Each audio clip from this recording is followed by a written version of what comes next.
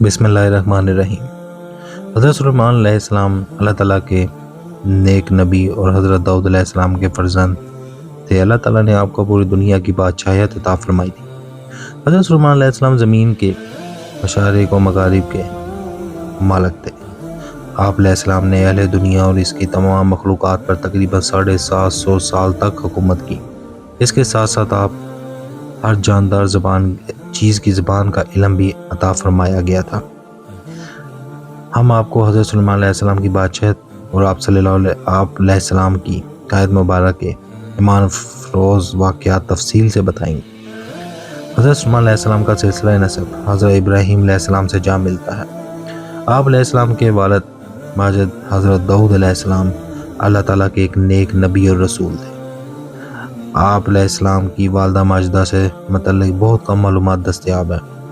ابن ماجہ میں سے ایک حدیث شریف موجود ہے جس میں رسول اللہ صلی اللہ علیہ وآلہ وسلم نے ارشاد فرمایا، حضرت سلیمان بن داؤد علیہ السلام کی والدہ نے ایک دفعہ نصیحت فرمائی، اے میرے بیٹے، رات پر سوتے نہ رہا کرو، اس لیے کہ رات کے اکثر حصے کو نیند سے گزارنا انسان کو قیامت کے دن اعمال و خیر سے محتاج بنا دیتا ہے۔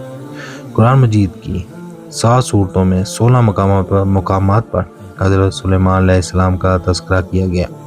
حضرت سلیمان علیہ السلام کو اللہ تعالیٰ نے علم و حکمت، فہم و فراست، فطانت اور ذہانت اور اپنے بے پناہ قوت فیصلہ سے نوازا تھا۔ ایک مرتبہ حضرت داؤد علیہ السلام کے دربار میں 2 افراد ایک مقدمہ لے کر حاضر ہوئے۔ ان میں ایک بکری والا اور دوسرا کسان تھا۔ کسان نے دعویٰ کیا کہ اس شخص کی بکریوں نے میرے کھیت میں گھس کر تباہی مچا ڈالی ہے، اور حضرت داؤد علیہ السلام نے اپنے علم و تجربہ کے پیش نظر فیصلہ دیا کہ کھیتی کا نقصان بکریوں کے ریوڑ کی قیمت کے برابر ہے، لہٰذا بکریوں کا پورا ریوڑ بطور مدعی کو دے دیا جائے۔ فرقین عدالت سے باہر نکلے تو دروازے پر نوعمر حضرت سلیمان علیہ السلام سے ملاقات ہو گئی۔ انہوں نے مقدمے کے بارے میں دریافت کیا اور فیصلہ سن کر دونوں کو لے کر والد ماجد کے خدمت میں حاضر ہوئے اور گزارش کی، اگر اجازت ہو تو میں فیصلے کے متعلق اپنی رائے پیش کروں۔ اجازت ملنے پر حضرت سلیمان علیہ السلام بولے، اے اللہ کے نبی، آپ بکریاں کھیت والے کو دے دیں تاکہ وہ ان سے فائدہ اٹھاتا رہے، اور کھیت کی زمین بکری والوں کی ثبوت کر دیں کہ وہ اس میں کاشت کر کے کھیت کو اسی حالت میں دوبارہ لے آئے جیسا بکریوں کے چرنے سے پہلے تھا، پھر کھیت واپس کسان کو دے دیں اور بکریاں ان کو واپس کر دیں۔ حضرت داؤد علیہ السلام کو یہ فیصلہ بہت پسند آیا۔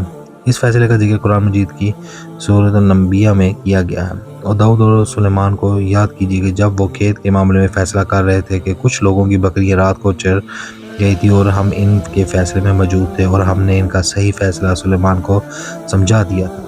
ایک مرتبہ 2 عورتیں حضرت سلیمان علیہ السلام کے سامنے پیش ہوئی۔ مقدمہ یہ تھا کہ دونوں عورتوں ایک نومولود بچے کی دعوے دار تھی۔ ایک نے بتایا کہ چند دن کی وقفے سے ہم دونوں کے ہاں لڑکے پیدا ہوئے، اور دوسری عورت کے بچے کو بیڑیا لے گیا۔ اس عورت نے ایک منصوبے کے تحت میرے بچے کو اٹھا لیا اور مشہور کر دیا کہ بیڑیا میرے بچے کو لے گیا۔ حضرت سلیمان علیہ السلام نے جلاد کو حکم دیا کہ تلوار سے بچے کے 2 ٹکڑے کر دو، اور بچہ دونوں عورتوں میں آدھا آدھا تقسیم کر دی۔ یہ عجیب و غریب فیصلہ سنتے ہی بچے کی اصلاً ماں تڑپ اٹھی اور بے قراری کے عالم میں اس نے روک کر کہا، نہیں یہ بچہ اس عورت کا ہے، اسے دے دیا جائے۔ حضرت سلیمان علیہ السلام نے ممتا کی جذبے سے سرشار اصلی ماں کو اس کا بچہ دے دیا۔ حضرت داؤد علیہ السلام کے اور بھی بیٹے تھے جو اقتدار کے خواہش مند تھے۔ حضرت سلیمان علیہ السلام کے ایک بھائی ابوسلم نے، جس کا اثر رسوخ بہت زیادہ تھا، جوڑ توڑ کر باپ کے خلاف بغاوت کر دی۔ بغاوت اس دور و شور کی تھی کہ حضرت داؤد علیہ السلام کو یروشلم چھوڑنا پڑا۔ باپ بیٹے کی فوجیں آمنے سامنے آ گئی۔ نہایت ہولناک جنگ ہوئی جس میں ابوسلم مارا گیا، اور اس بغاوت کے ختم ہونے کے بعد حضرت داؤد علیہ السلام دوبارہ شہر مقدس میں واپس تشریف لائے۔ پھر حضرت داؤد علیہ السلام کی آخری عمر کے حصے میں دوسرے بیٹے ادبی نے تخت شاہی حاصل کرنے کے لیے فوج کشی کر دی۔ ان 2 بغاوتوں کے بعد حضرت داؤد علیہ السلام نے وزیر اعظم اور اراکین سلطنت کے مشورے سے حضرت سلیمان علیہ السلام کے تخت نشینی کا اعلان کر دیا، اور حکمران بننے کے بعد حضرت سلیمان علیہ السلام نے اپنے بھائیوں کو معاف کر دیا، اور حضرت سلیمان علیہ السلام نے دعا مانگی، اے میرے پروردگار، میری مغفرت فرما اور مجھے ایسی ہی بادشاہت عطا کر جو میرے بھی کسی کو بھی میسر نہ ہو، بے شک تو بہت بڑا عطا کرنے والا ہے۔ حضرت سلیمان علیہ السلام کی یہ دعا اللہ تعالیٰ کے دین کے غلبے کے لیے تھی، چنانچہ اللہ تعالیٰ نے دعا قبول فرمائی، انہیں عظیم الشان حکومت عطا فرمائی۔ آپ علیہ السلام پوری دنیا کے بادشاہ بن گئے۔ دنیا کی ہر شے آپ کے مطیع اور فرمانبردار ہو گئی۔ آپ علیہ السلام ہوا کو حکم دیتے تو وہ مہینوں کا سفر گھنٹوں میں طے کر دیتی۔ چرند پرند ہر حکم کی تابع داری کے لیے حاضر ہوتے۔ سرکش جنات ہر وقت ہاتھ باندھے احکامات کی بجاوری کے لیے تیار رہتے اور شیاطین زنجیروں میں جکڑے رہتے۔ حضرت خواجہ حسن بصری رحمۃ اللہ علیہ کی ہوا کے مسخر کرنے کا واقعہ حضرت سلیمان علیہ السلام کے ساتھ اس وقت پیش آیا جب آپ اپنے لشکری گھوڑوں کے معائنے میں مصروف تھے۔ اسی اسلام میں آپ کی اثر کی نماز ہوگی کیونکہ اس غفلت کی سبب گھوڑے بنے تھے۔ اللہ صاحب علیہ السلام نے اپنے ان خوبصورت اور بیش باک گھوڑوں کو ذبح کر دیا اور حضرت سلیمان علیہ السلام نے جب اپنی سواری کے جانوروں کی قربانی دی تو اللہ تعالیٰ نے انہیں اس سے بہتر سواری عطا فرمائی اور ہوا کو مسخر کر دیا۔ ناظرین، حضرت سلیمان علیہ السلام ارکان سلطنت اور لشکر کے ہمراہ تخت پر بیٹھے جاتے تھے اور جدھر آپ کا حکم ہوتا ہوائیں اسی طرف تیزی سے لے جاتی۔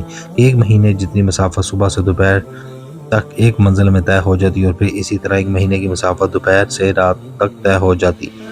ابن حاتم نے حضرت سعید بن جبیر رضی اللہ تعالیٰ عنہ سے نقل کیا کہ تخت سلیمانی 50 لاکھ کرسیاں رکھی جاتی تھیں جس پر حضرت سلیمان علیہ السلام کے اہل ایمان انسان اور ان کے پیچھے اہل ایمان جنات بیٹھے تھے۔ پھر پرندوں کو حکم ہوتا کہ وہ تخت پر سایہ کر لے تاکہ آفتاب کی تپش سے تکلیف نہ ہو۔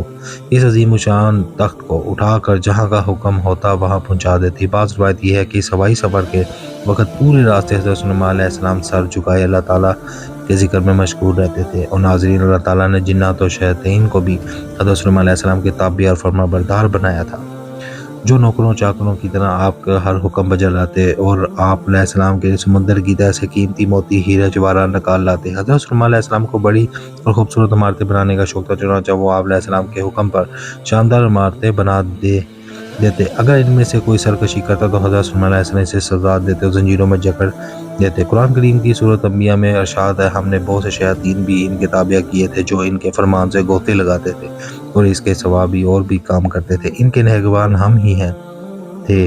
ناظرین، جنات میں بھی دو طرح کے جن ہوتے ہیں، ایک تو اہل ایمان اور جو اپنے نبی کا ہر حکم مذہبی فریضہ سمجھ کر پورا کرتے، لیکن جو جن کافر تھے انہیں شیاطین کہا گیا اور وہ اپنے کفر اور سرکشی کے باوجود حضرت سلیمان علیہ السلام کے تابع فرمان تو رہتے لیکن اسے نقصان کا خدشہ بھی رہتا۔ اس لیے اللہ تعالیٰ نے حضرت سلیمان علیہ السلام کی ان حفاظت فرمائی اور قرآن مجید کی سورۃ سبا میں ارشاد باری تعالیٰ ہے، جو کوئی ان میں سے ہمارے حکم سے پھرے گا اس کو ہم آگ کا مزہ چکھائیں گے۔ مفسرین کہتے ہیں کہ اللہ تعالیٰ نے ایک فرشتہ مقرر فرما دیا تھا جس کے ہاتھ میں آگ کا گھوڑا ہوتا تھا، جو جن حضرت سلیمان علیہ السلام کے حکم کی نافرمانی کرتا تو فرشتہ اسے وہ عصا مارتا جس سے وہ جن جل کر بسم ہو جاتا۔ ناظرین، قرآن مجید کی سورۃ سبا میں ارشاد باری تعالیٰ ہے، اور ہم ان کے لیے تانبے کا چشمہ بہا دیا۔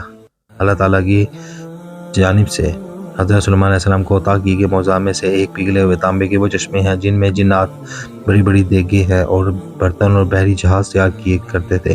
تو روایت و جدید تاریخی تحقیقات سے پتہ چلتا ہے کہ حضرت سلیمان علیہ السلام نے بڑے پیمانے پر بحری تجارت کا سلسلہ شروع کیا تھا، اور ایک طرف ان کے احتجاجی جہاز بحر احمر میں یمن اور دوسری جنوبی اور مشرقی ممالک کی طرف جاتے اور دونوں طرف بحر روم کی بندرگاہ سے ان کا بیڑا مغربی ممالک کی طرف جایا کرتا تھا۔